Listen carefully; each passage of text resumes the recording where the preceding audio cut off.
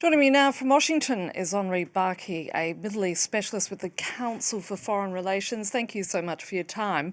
We've just heard from the Turkish president who says Syria must never be divided again and Turkey will act against anybody seeking to compromise its territory. Now, this is Ankara's primary concern is defeating the Syrian Kurds, who are also working with the Americans in fighting the remains of ISIS. So it doesn't exactly bode well for stability in the region, does it?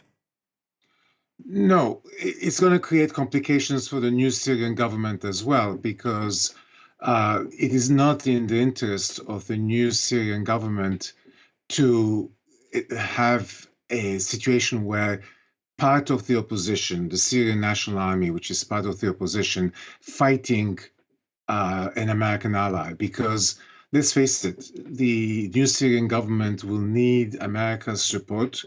It will need.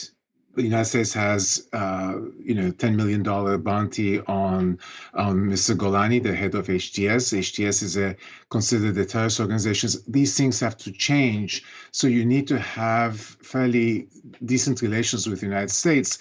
So to have part of your coalition attacking U.S. allies who are not doing anything against Turkey, they're just defending their own territory and fighting ISIS, doesn't augur well.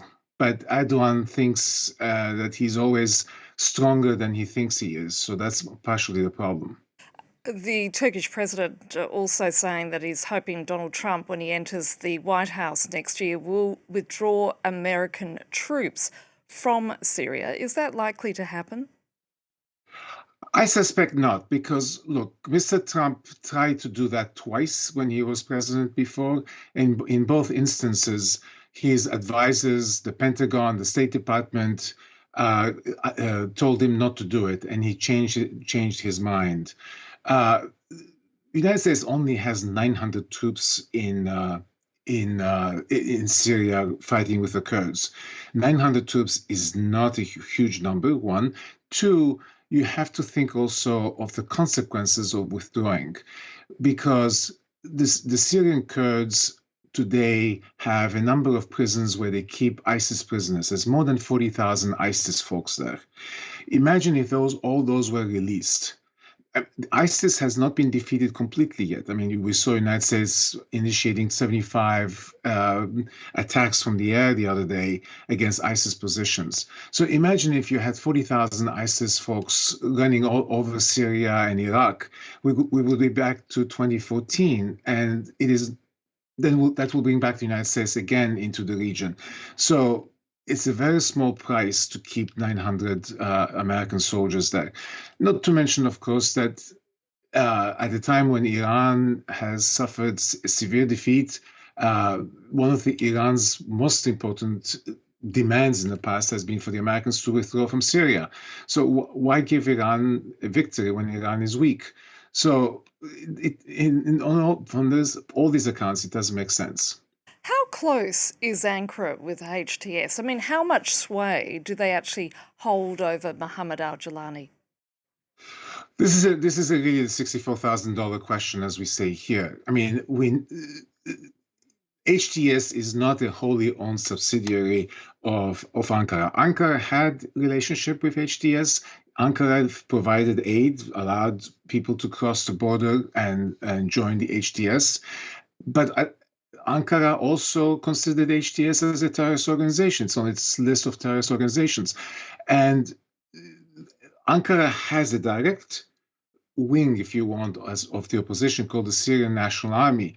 The Syrian National Army has fought with HTS against Bashar al-Assad's regime, but also separately against the Kurds. But there were times when HTS and the Syrian National Army fought each other.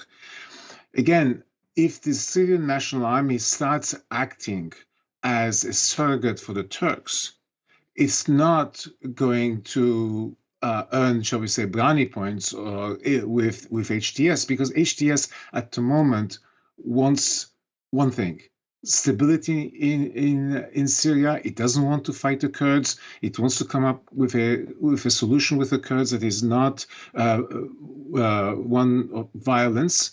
right? And it needs time to do all these things.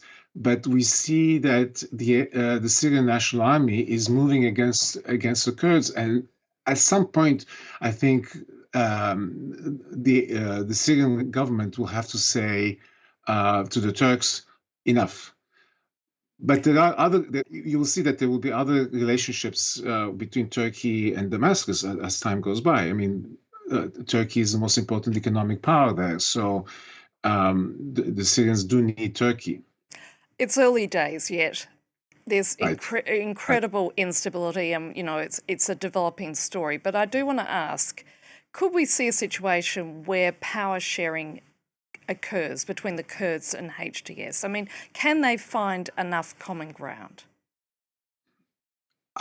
Yes, but um, it's very difficult to imagine how that would come about because, after all, the Kurds are a minority, not a very large minority in Syria. Yes, they control a fairly sizable amount of territory, which they will have to give away most of it. I think what the Kurds want is some kind of, shall we say, cultural and, shall we say, a little bit of local autonomy in the regions, uh, and be left alone, right? And that's what the Turks don't want. The Turks are afraid that what happened in Iraq after the Gulf War will happen in Syria as well, which is the creation of an autonomous Kurdish region that is recognized internationally. And if that were to happen in Syria as well, they're afraid that Turkish Kurds will start wanting the same thing. So for the Turks, this is a strategic issue, and they will do everything to prevent a deal between Damascus and the Syrian Kurds. And this is why the United States will come in and has to play an important role. But we don't exactly know what the Trump administration's position will be when all these issues become relevant. And Ankara, I imagine, is also concerned about possible new refugee flows being triggered by further instability. Yes, but at the moment, the refugees seem to be leaving Turkey, leaving Lebanon, and all trying to go back to Syria to essentially reclaim their houses, their possessions.